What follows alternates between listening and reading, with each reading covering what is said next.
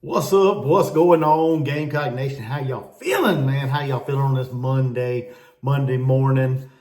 So excited, man. So excited. The college football season is right around the corner. I think we got, about 19 days? About 19 days from today. South Carolina will be kicking off the season at Williams-Brice Stadium, taking on Old Dominion. Super excited for that game, ready to get the season going. However, like I told someone in a comment last night on one of my videos, he asked about Lenore Sellers and how I thought he would do and things like that.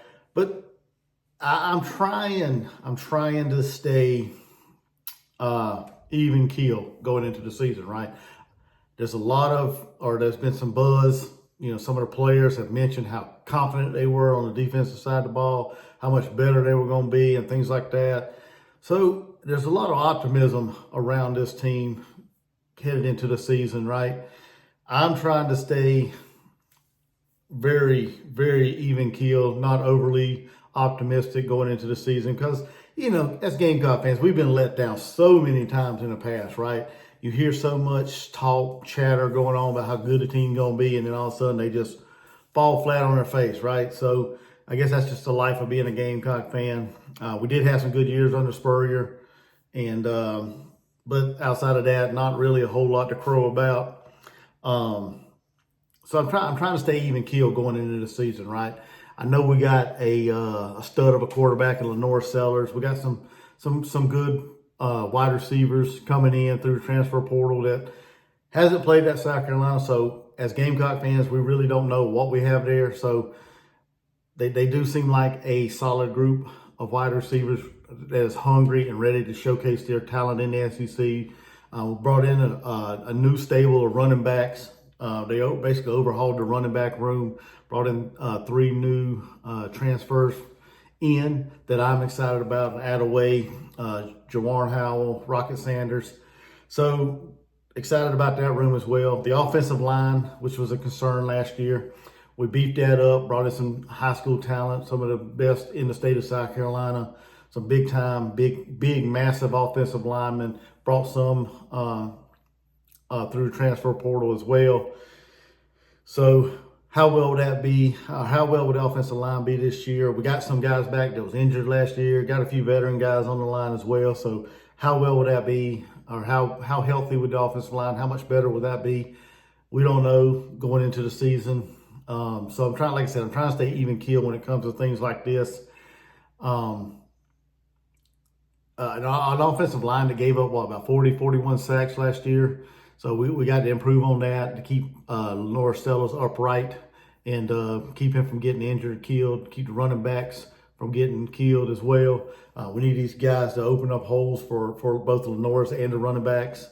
We need them to protect, give Lenore Sellers time to look downfield, to go through his progressions and find the right guy, the right receiver. We need the receivers to hold on to the ball, right? We need the running backs to be productive this year because let's face it, last year we were pretty much dead last, I believe, in the SEC in rushing, 85 yards a game. That's piss poor pathetic, right? I mean, there's no other way to say it. So we definitely got to improve that as well to kind of take some of the pressure off Lenore's headed into this season, or throughout the season anyway. Defensive side of the ball, got to get much better against the run, against the tackle. I think switching it up to the 3-3-5 last year helped the Gamecocks defense slow down the run and everything and protect against the pass as well. Got better down the stretch. We shall see how the defense looks in 2024, whether or not they stick to primarily the 3-3-5 or the 4-3 or the 4-3-4, whatever. Or 4-2-5. So we shall see headed into the season how that plays out as well. But looking at the experts and what they think of the Gamecocks, a lot of them have us winning roughly 4 to 5 games this season. I think the over/under is set at 5.5, I believe. So myself, I did a prediction and preview video not too long ago. Go check that out if you want to on this channel. But I had us winning I had us going 6-6, right?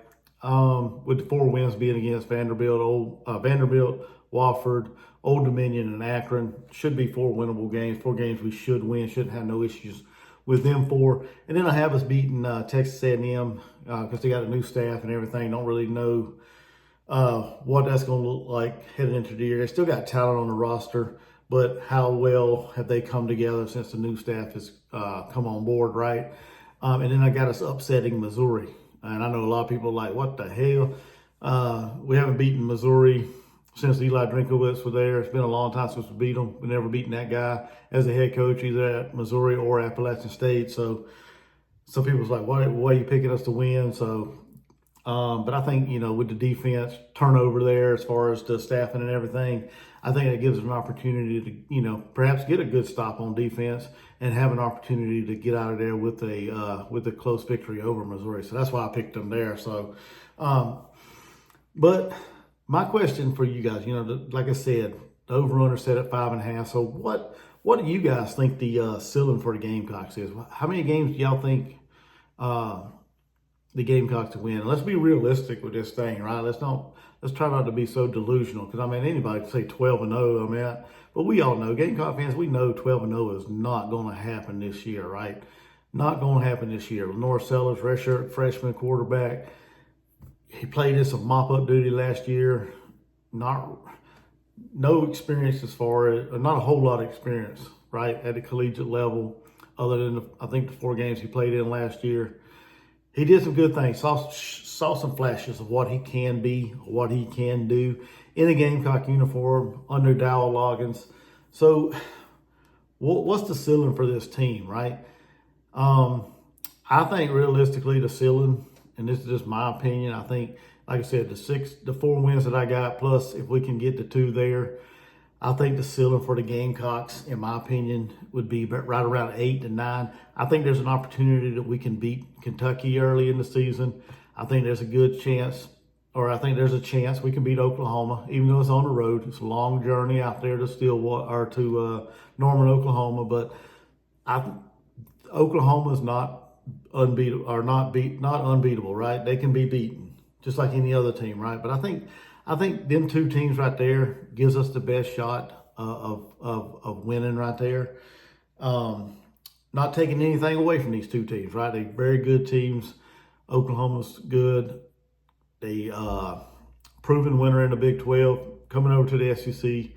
How well they're going to transition to the SEC, nobody really knows. I know a lot of Oklahoma fans are high on them and have great expectations, and that's what you should be. That's what you should do as a fan, right? But I think that's a good opportunity for the Gamecocks to go out there and get a victory, as well as Kentucky. Kentucky's a good team as well. Got solid wide receivers and Barry and Brown and Dane Key, and they brought in a quarterback from Georgia, Brock Vandegrift. Don't know how he's going to go there at Kentucky, how he's going to fit in the system. Didn't get a whole lot of playing time at Georgia's, always buried in the depth chart. So how's he going to transition to Kentucky? How's he going to fit in that system?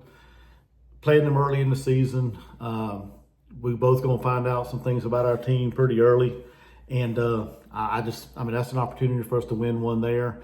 You could probably stretch and say 9 by beating like a team like Clemson. I know Clemson is hard to beat at Clemson. They're a tough team to win on the road there. It's a tough environment.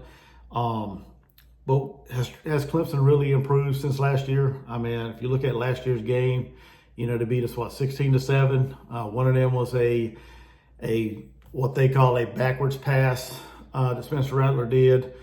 Guy was paying attention, picked the ball up, ran it in for a touchdown. So he got a defensive score, and then 3 field goals by the guy they brought back from Wall Street to be their place kicker for the rest of the season, or for the season. And so that's basically it, right? So you had 1 defensive score and 3 field goals. How well's Cade Klubnik improved since last year? So we really don't know. We really don't know. Unless you're inside the program, you got inside knowledge and you see in practice every day, the full practice all day. We really don't know. They brought in some talent from the high school ranks as well. They don't use a transfer portal, of course, but they did bring in some talent from their recruiting class.